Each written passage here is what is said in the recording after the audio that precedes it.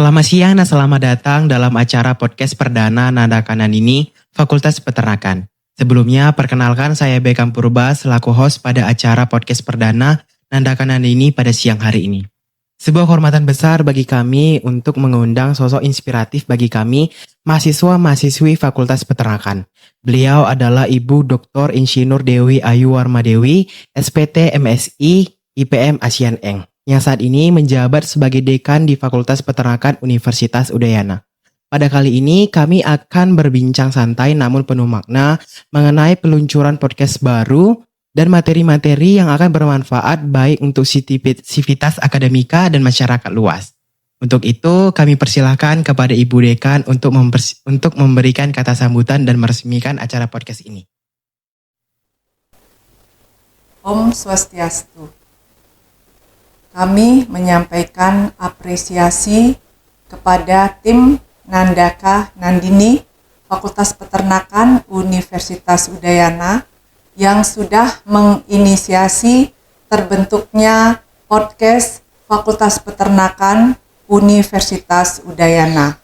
Harapannya ke depan podcast Fakultas Peternakan Universitas Udayana dapat menjadi corong informasi terkait dengan isu-isu di dunia peternakan, baik di tingkat lokal, nasional, maupun internasional. Pada hari ini, Senin 28 Juli 2025, podcast Fakultas Peternakan Universitas Udayana diresmikan. Om Santi, Santi, Santi Om. Wassalamualaikum warahmatullahi wabarakatuh. Salam, namo buddhaya, salam kebajikan, salam sejahtera untuk kita semua. Oke, tanpa berlama-lama lagi, mari kita sambut. Inilah dia Ibu Dr. Insinyur Dewi Ayu Warmadewi, SPT MSI IPM Asian Eng.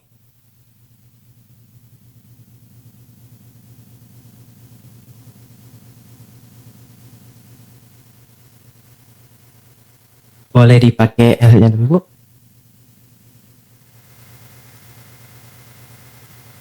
Oke, apa suaraku kedengaran dengan jelas, Bu? Oke, gimana nih, Bu, kabarnya di siang hari ini? Ya, baik ya? Dalam keadaan sehat. Tolong mic-nya di apain aja. Apain aja. Misi ya, Bu.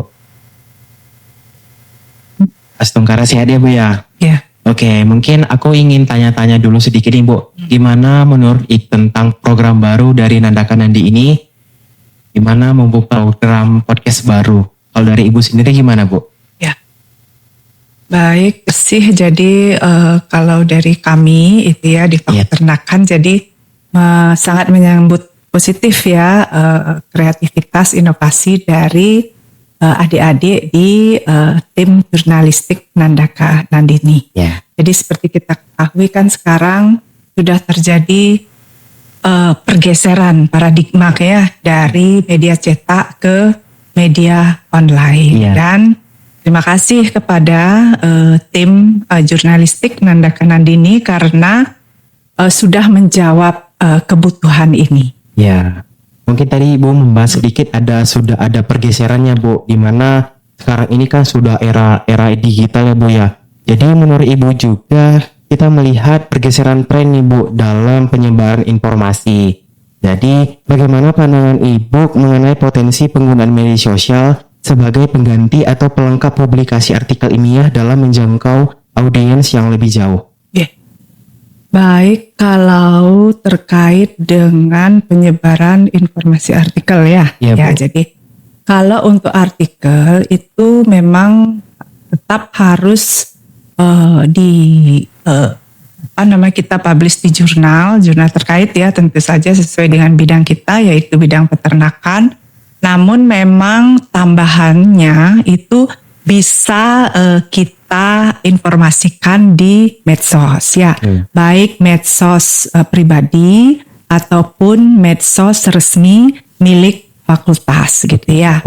Jadi untuk di medsos baik pribadi maupun di fakultas itu mungkin bisa kita tambahkan dengan video misalnya ya. Jadi sehingga lebih informatif kan, publikasi-publikasi yang sudah dihasilkan oleh Civitas Akademika Fakultas Peternakan. Iya. Mungkin kita langsung aja masuk ke inti acara kita pada hari ini, Bu. Apakah Ibu sudah siap? Siap. Oke, kita mungkin di podcast kita pada siang hari ini akan membahas mengenai mengupas tuntas masa depan peternakan melalui lensa segitiga emas, di mana segitiga emas itu ada breeding, feeding, dan manajemen. Mungkin aku ada di sini akan ada beberapa pertanyaan nih, Bu. Jadi mungkin pertanyaan yang pertama nih, bagaimana fakultas mempersiapkan diri dan melakukan pengembangan terkait dengan 3 aspek segitiga emas itu, Bu? Baik. Jadi yang dimaksud segitiga emas oleh adik itu kan breeding, feeding, dan manajemen. Dan juga manajemen. Ya. Seperti itu ya. Jadi tentu saja fakultas harus menjawab kebutuhan ini dengan melakukan berbagai macam inovasi dan perubahan. Ya, untuk mencapai perubahan tersebut. Jadi terkait hal tersebut, jadi kami dari pihak fakultas itu melakukan kerjasama ya adik-adik ya. Jadi kami melakukan kerjasama dengan pihak-pihak terkait karena tupoksi Fakultas Peternakan itu kan di bidang pendidikan. Jadi kerjasama itu kita kaitkan dengan dengan Tridharma yang memang menjadi tupoksi dari perguruan tinggi. Ya. Nah, terkait dengan segitiga emas ini memang untuk sementara gitu ya, kita kan belum bisa memenuhi hal tersebut. Dengan kerjasama itu harapannya adalah mitra kita yang kita ajak kerjasama itu bisa membantu kita ya untuk mencapai tujuan dari segitiga emas tersebut. Ya. Terkait dengan breeding misalnya ya, kita ini selain di fakultas kita juga memiliki mitra ya. Mitra kita misalnya BPTU HPT Denpasar itu kan tupoksinya adalah di bidang breeding juga. Untuk feeding kita punya juga. Jadi mitra-mitra kita misalnya Coron Pokpan. Nah, itu feeding ya adik-adik ya. Bagaimana memberikan pakan yang bagus kepada ternak sehingga ternak tersebut tumbuh dengan baik. Kemudian juga manajemen ya. Manajemen itu memang kita usahakan bisa lebih baik lagi dan juga kita memanfaatkan juga mitra-mitra yang kita miliki ini. Semoga kerjasama dengan mitra-mitra ini bisa mengangkat fakultas ya menjadi lebih baik. Oke, mungkin nih pertanyaan selanjutnya, Bu. Ibu nih sebagai dekan di Fakultas Peternakan, apa visi fakultas untuk berkontribusi dalam pengembangan bibit ternak unggul di masa depan nih, Bu? Bibit ternak unggul terkait dengan breeding ya yang ada tanyakan ya. Baik. Jadi gini, sebenarnya visi Fakultas Peternakan kebetulan Ibu ada di breeding gitu ya. Sebenarnya ingin juga menciptakan ternak unggul trademarknya fakultas gitu ya, atau menjadi ikonnya fakultas ya. Mungkin adik-adik juga sudah tahu semua bahwa di beberapa perguruan tinggi di luar itu memiliki keunggulan di bidang ternaknya gitu ya. Jadi misalnya mereka itu memiliki misalnya ayam yang memang menjadi ciri khas dari perguruan tinggi tersebut. Jadi harapan Ibu itu memang ke depan itu kita memiliki trademark tersebut. Kemudian untuk usaha saat ini yang bisa kita lakukan itu memang adalah membantu mungkin ya, membantu penyebaran ternak-ternak unggul yang sudah ada. Seperti misalnya KOB, ayam KOB itu kan sudah ternak unggul ya, ternak unggul yang dihasilkan oleh Balai Penelitian. Nah, kita bantu dengan melakukan penyebaran informasi, kemudian juga kita bantu dengan melakukan penelitian-penelitian sehingga ternak ini kinerjanya itu menjadi lebih baik lagi. Oke. Oke.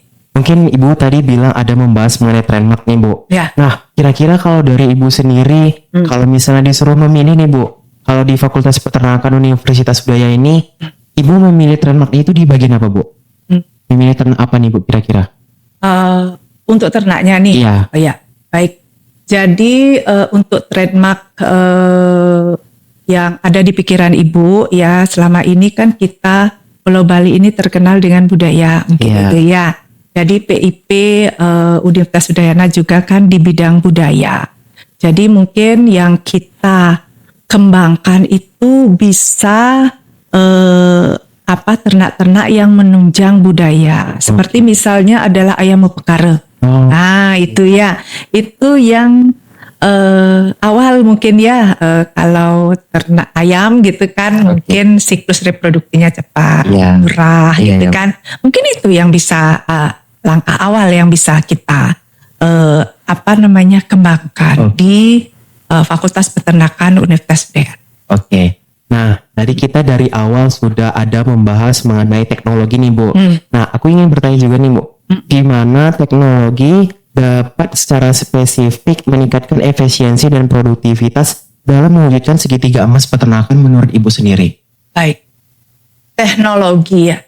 Nah, terkait dengan teknologi memang itu bisa menunjang untuk efisiensi seperti yang Adik sampaikan tadi, produktivitas, kemudian juga mengurangi pembiayaan seperti itu.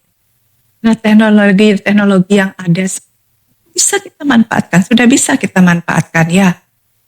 Misalnya adalah Internet of Things, IoT itu. Ya, nah, itu kan bisa juga kita gunakan untuk semua hal lah di bidang peternakan. Kemudian juga teknologi robotik itu ya, ya otomatisasi itu bisa itu untuk di bidang peternakan. Kemudian juga kita bisa juga memanfaatkan platform untuk manajemen ya.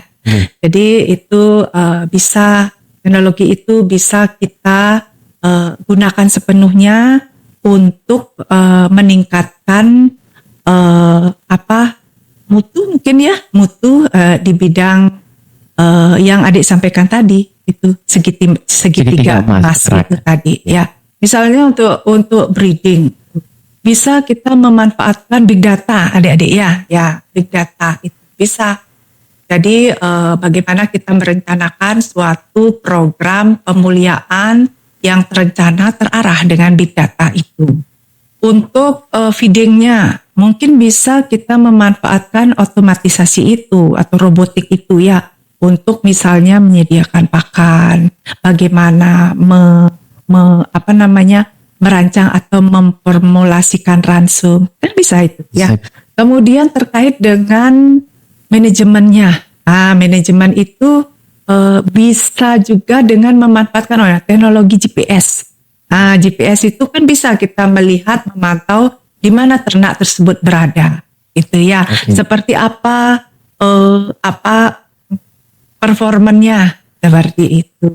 Dan yang sudah Ibu sampaikan tadi itu adalah kita menggunakan platform digital untuk di manajemen. Mungkin itu deh. Oke. Kalau di fakultas kita sendiri Bu, sudah ada penggunaan teknologi belum Bu? Terkait dengan teknologi yang Ibu sampaikan tadi itu artinya kita sedang berproses ya adik-adik ya. Tentu saja semuanya tidak bisa simsalabim gitu ya.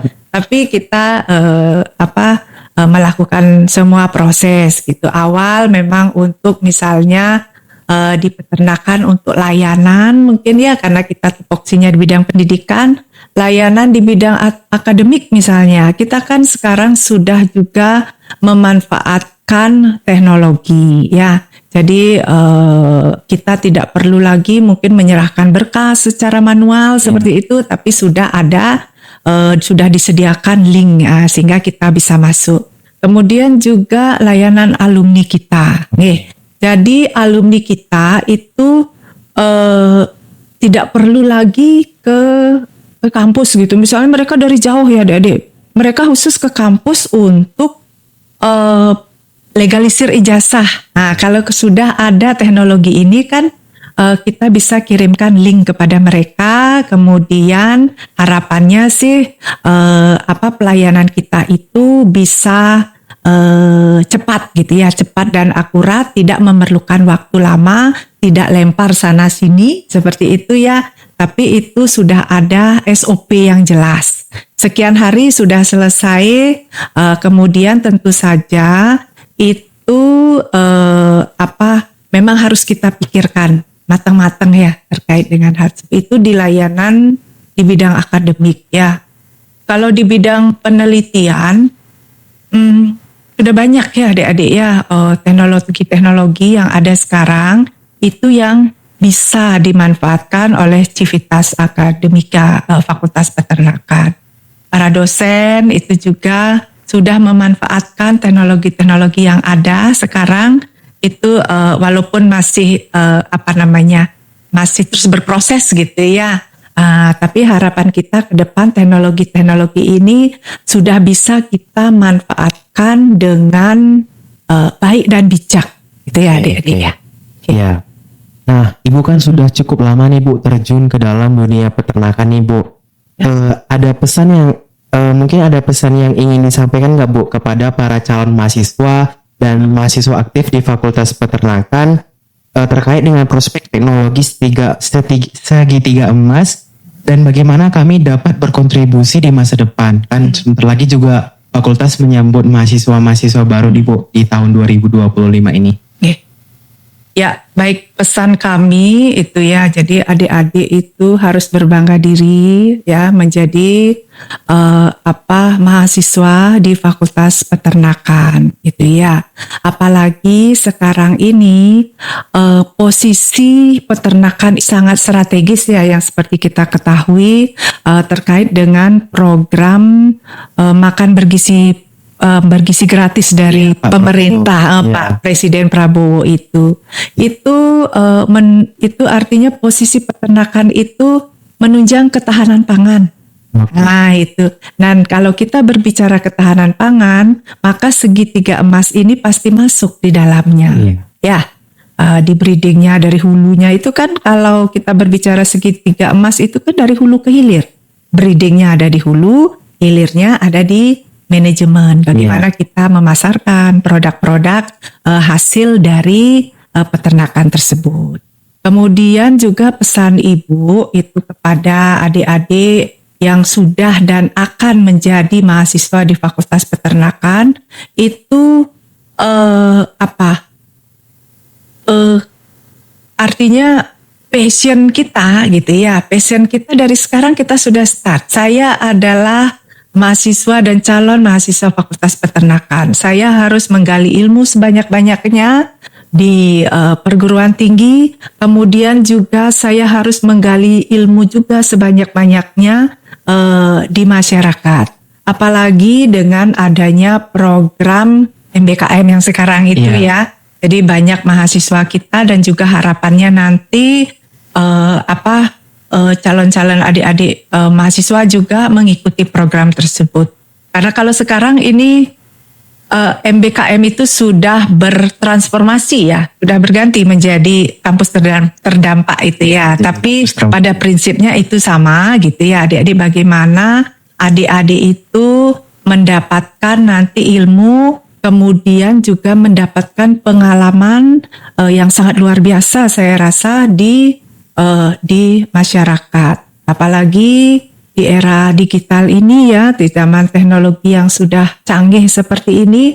Jadi adik-adik harus memanfaatkan kesempatan tersebut dengan sebaik-baiknya. Oke Bu. Oke. Ya. Sungguh wawasan yang sangat berharga ya Bu ya. Mungkin dari aku pribadi mengucapkan terima kasih kepada Ibu karena sudah bersedia menjadi narasumber pada podcast perdana Nandakanan ini Fakultas Peternakan ini. Ya. Nah, mungkin untuk terakhir kali ini Bu, ada closing statement nggak dari Ibu sebagai dekan di Fakultas Peternakan ini Bu? Jadi seperti yang Ibu sampaikan tadi itu, kita sebagai aktivitas akademika yang bergerak di bidang peternakan itu harus berbangga. Oke. Ya, karena kita itu memiliki peran yang sangat strategis dalam upaya mencerdaskan kehidupan bangsa terkait dengan penyediaan protein hewani itu. Oke. Jadi posisi kita untuk menunjang ketahanan pangan Indonesia itu memiliki arti yang sangat besar dan luar biasa. Oke. Gitu. Oke, mungkin demikianlah acara podcast kita pada siang hari ini. Sampai jumpa di episode berikutnya. Terima kasih Bu. Oke, kasih kembali sukses ya, Ya, oke, untuk Nandakanan Dini. Amin. Terima kasih Bu.